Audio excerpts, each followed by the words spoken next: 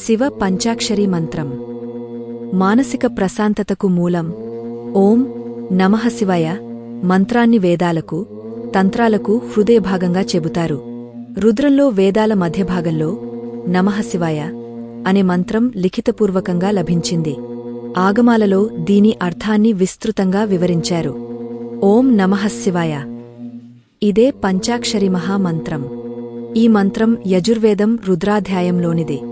అన్ని కోర్కెలను నెరవేర్చే కల్పవృక్షం ఈ మంత్రం. దీని ఉచ్చరణ వల్ల చిత్తశుద్ధి, జ్ఞానప్రాప్తి లభిస్తాయని పురాణాల్లో తెలిపారు. ఈ మంత్రంలో ఓంతో సహా 6 అక్షరాలున్నాయి. ప్రతి మంత్రానికి ముందు ఓం ఉంటుంది. కాబట్టి దాన్ని వదిలేసి లెక్కిస్తే 5 అక్షరాలే. అలా అని ఓంకారాన్ని వదలరాదు. న మ సి వ య మంత్రం ఓం కారంతో ప్రారంభమవుతుంది. ఓం మహాబీజాక్షరం. దీని నుంచే మిగిలిన అక్షరాలన్నీ ఆవిర్భవించాయని చెబుతారు. ఈ మంత్రంలో ఉన్న అక్షరాలకు అర్థం, పరమార్థం రెండూ ఉన్నాయి. నా అనేది భగవంతునిలోని కాంతిని తెలియచేస్తున్న ఈ పంచాక్షరాలను పంచభూతాలు అని కూడా అంటారు.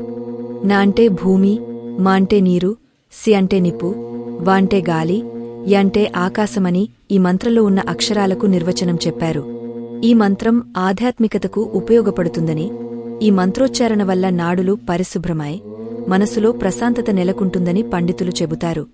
దీనిని పదే పదే ఉచ్చరించడం వల్ల మనిషిలో ఉండే తమో, రజోగుణం పోయి ఆధ్యాత్మిక భావన పెరుగుతుందని కూడా ఆధ్యాత్మికవేత్తలు బోధిస్తున్నారు. ఈ మంత్రం వెనుక ఎంతో పరమార్థం ఉంది. మానవ శరీరం పంచభూతాత్మకం. నమఃశివాయ అనే 5 అక్షరాలను పలికినప్పుడు పంచభూతాలతో నిండిన శరీరం శుభ్రమవుతుంది. ఒక్కో అక్షరం ఒక్కో భూతాన్ని శుభ్రం చేస్తుంది.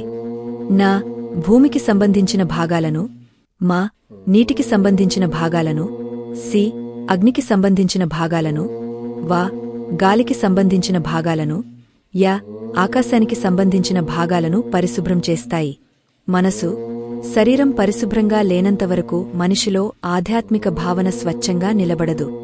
అందువల్లే ఓం నమఃశివాయ అనే పదాన్ని పదే పదే ఉచ్చరిస్తే మానసిక ప్రశాంతత ఏర్పడుతుందనడంలో ఏమాత్రం సందేహం అక్కర్లేదని పౌరాణికులు చెబుతారు. భగవంతుడి నామాన్ని అర్థం తెలియకపోయినా భక్తితో ఉచ్చరించినా తగినంత ఫలం లభిస్తుంది.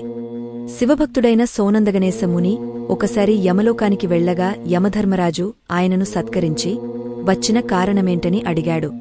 తాను యమలోకంలోని విశేషాలను చూడడానికి వచ్చినట్లు ముని చెప్పారు.